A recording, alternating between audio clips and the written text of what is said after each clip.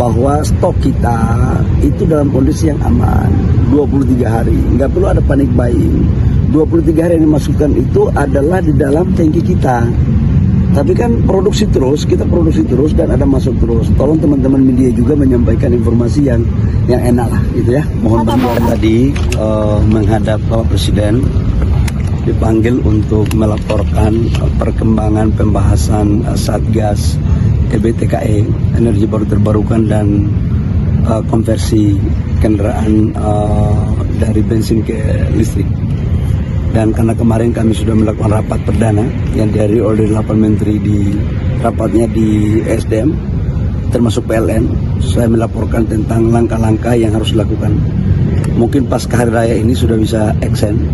Dan pertama yang kita akan selesaikan adalah diesel-diesel, PLTU yang dari solar akan kita selesaikan semua dengan PLTS dan juga adalah geothermal. Itu mungkin yang perlu saya sampaikan. Di mana aja Pak? Lokasinya tersebar di seluruh Indonesia, terutama pembangkit-pembangkit yang selama ini memakai solar.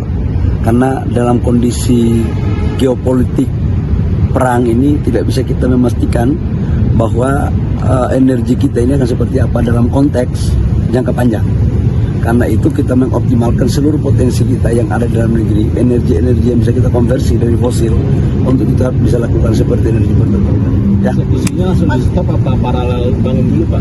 Bangun dulu dong. Kalau di stop belum dibangun kan penggantinya nggak ada. Jadi paralel, begitu dibangun, begitu sudah langsung COD, PLTD-nya dimatikan.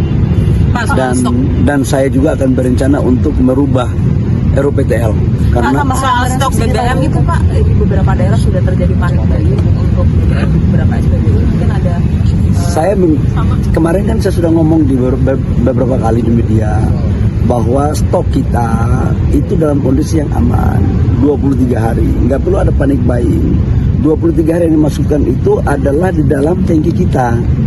Tapi kan produksi terus, kita produksi terus dan ada masuk terus. Tolong teman-teman media juga menyampaikan informasi yang enak lah gitu ya. Mohon bantuan. Anggaran subsidi energi berapa Pak untuk sampai dengan sekarang kita belum menghitung secara pasti tentang anggaran subsidi, kenaikan subsidi, sebab sampai dengan kemarin saya hitung angka rata-rata dari Januari sampai dengan sekarang itu belum melampaui 70 US dollar per barel. Karena kemarin kan di bawah 60 dolar, di bawah 70 dolar. Nah, kemudian naik beberapa hari ini menjadi 80, 90, ada yang 112 dolar per barel. Sekarang udah turun lagi kan di bawah 100. Nanti kita lihatlah, kita exercise perkembangannya. Bagaimana kondisi di Gimana? ICP Februari naik? ICP. Oh ya, ICP naik karena ICP di bulan bulan Maret ya, naiknya agak tinggi tuh, bulan Maret. Pak, terkait kondisi di Selat Hormuz mungkin disampaikan Pak Presiden Pak. Itu salah satu yang juga kita bicarakan bahwa harus ada alternatif apa yang akan dipakai ketika Selat Hormuz kondisinya masih seperti ini. Dan tadi beberapa hari yang saya sudah laporkan bahwa kita akan mengkonversi dari BBM kita crude ya, minyak mentah dari Middle East itu ke Amerika dan beberapa negara lain seperti Nigeria, kemudian Brazil, Australia dan beberapa negara lainnya. Harganya akan makin mahal lagi sih Pak. Ya, kita lebih lama waktunya. Harga itu kan fluktuatif. Kita akan mengikuti harga ICP. Yang jelas kita akan mencari alternatif yang terbaik untuk bangsa kita. Pak, BBM-nya sama, mereka menerapkan juga WFH untuk pegawai gitu. Di kita lagi sedang kita melakukan exercise semua alternatif yang akan kita pakai untuk kebaikan negara kita sekaligus untuk mendorong efisiensi pemakaian bahan bakar ya. Tapi belum ada keputusan yang pasti karena semua alternatif dalam kondisi yang tidak stabil begini harus kita mencari berbagai alternatif ya. Pak, kita sudah menyampaikan bantuan Pak. Bolehkan Pak untuk bilang kita bersama di negara itu bisa dengar Pak. Pemerintah kemarin kita juga melakukan pembahasan dengan Menteri Keuangan. Saya dapat memastikan bahwa untuk menyangkut subsidi BBM sampai dengan hari raya, insya Allah tidak ada kenaikan apa-apa.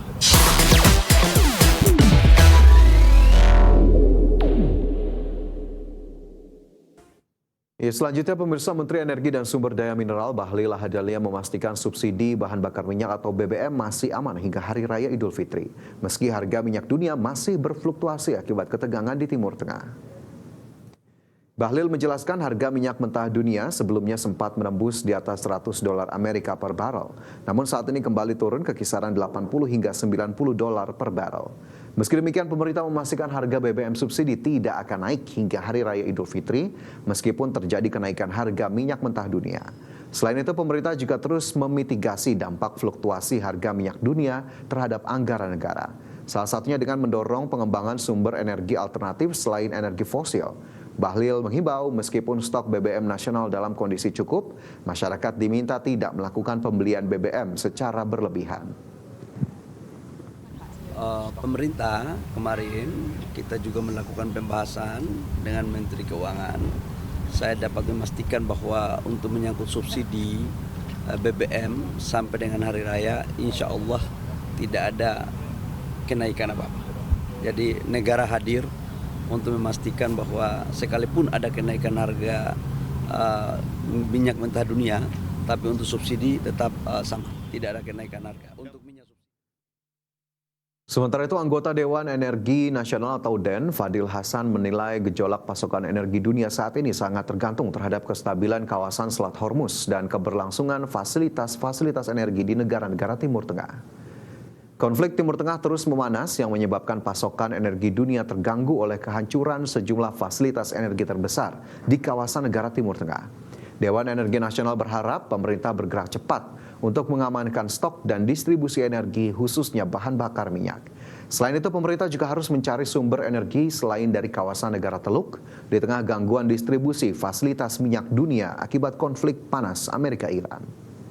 Dampaknya terhadap tadi sudah disinggung pada kenaikan harga minyak itu terhadap fiskal kita ya. Fiskal kita itu tentunya terhadap subsidi dan kompensasi ya.